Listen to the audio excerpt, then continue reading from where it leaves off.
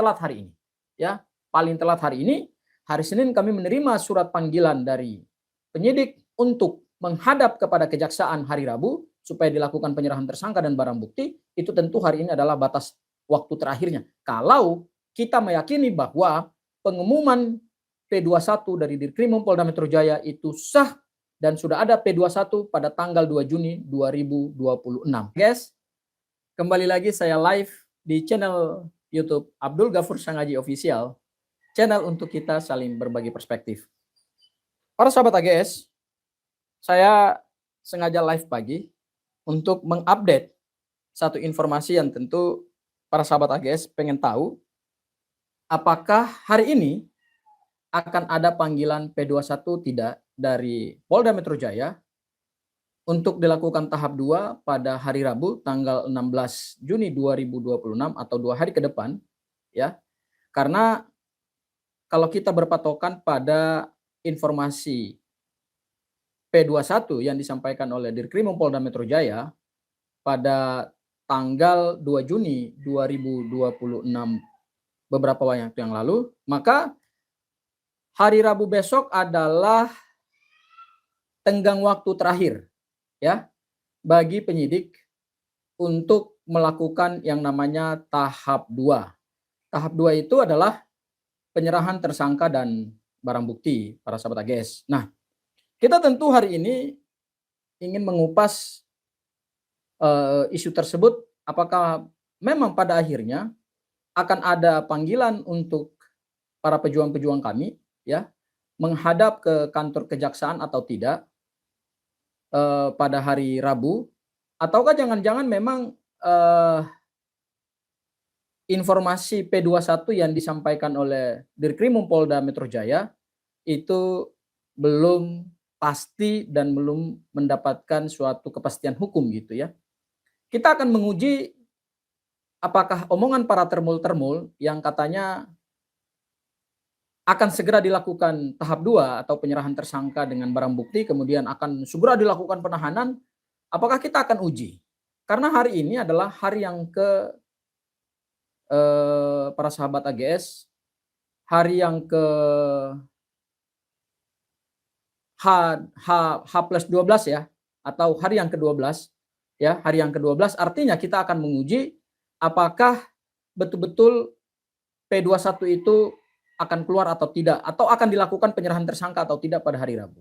Karena gini, berdasarkan aturan yang berlaku di internal kejaksaan dan berdasarkan juga ketentuan hukum acara pidana, maka penyerahan tahap 2 atau penyerahan tersangka dan barang bukti itu batas waktunya adalah 14 hari. Ya, batas waktu maksimal bagi penyidik untuk menyerahkan tersangka dan barang bukti itu adalah 14 hari. Jadi tidak boleh lewat dari 14 hari. Itu ketentuan yang berlaku di dalam hukum acara pidana dan itu dipedomani oleh internal kejaksaan. Nah, kalau kemudian kita hitung dari tanggal 2 Juni 2026 sampai kemudian hari ini tanggal 15 Juni 2026, berarti para sahabat AGS sebenarnya batas waktu penyerahan tersangka itu memang sudah hampir melampaui batas waktu gitu ya. Dan kita akan menguji apakah hari ini hari yang ke-12 ya, hari yang ke-12 apakah hari ini akan keluar namanya surat panggilan kepada para tersangka untuk dilakukan tahap 2 pada hari Rabu, karena ingat besok itu adalah tanggal 1 Muharram 1448 Hijriah, sehingga tentu tidak mungkin di hari libur itu akan diberikan surat panggilan kepada para tersangka. Ya, sehingga kami mengasumsikan bahwa hari ini adalah batas waktu terakhir bagi penyidik untuk mengirimkan surat panggilan kepada para tersangka, sehingga nanti pada hari Rabu tersangka dan para tim kuasa hukum akan mendampingi para pejuang-pejuang tersebut untuk dilakukan tahap 2 di Kejaksaan Tinggi DKI Jakarta, yang tentu saya ingin sampaikan kepada para sahabat AGS, penyerahan tersangka dan barang bukti itu tidak akan dilakukan di Kejaksaan Tinggi, tetapi akan dikoordinasikan oleh Kejaksaan Tinggi, dan itu akan dilakukan di mana wilayah hukum dari Kejaksaan Negeri tempat persidangan akan dilakukan. Ya, sebatas informasi yang saya terima, bahwa perkara ini katanya akan disidangkan di wilayah hukum Kejaksaan Negeri Jakarta Selatan ya, karena pengadilannya yang punya kompetensi relatif adalah Pengadilan Negeri Jakarta Selatan berdasarkan tempus dan locus delicti yang ada di dalam surat penetapan tersangka. Ya, jadi saya bersama tim kuasa hukum yang lain dan para pejuang-pejuang, ya, ada Mas Roy, ada Bu Tifa, ya, dan kemudian ada pejuang-pejuang lain. Kami tentu hari ini ingin menguji apakah omongan para termul-termul bahwa ini sebentar lagi akan dilakukan tahap 2, ya.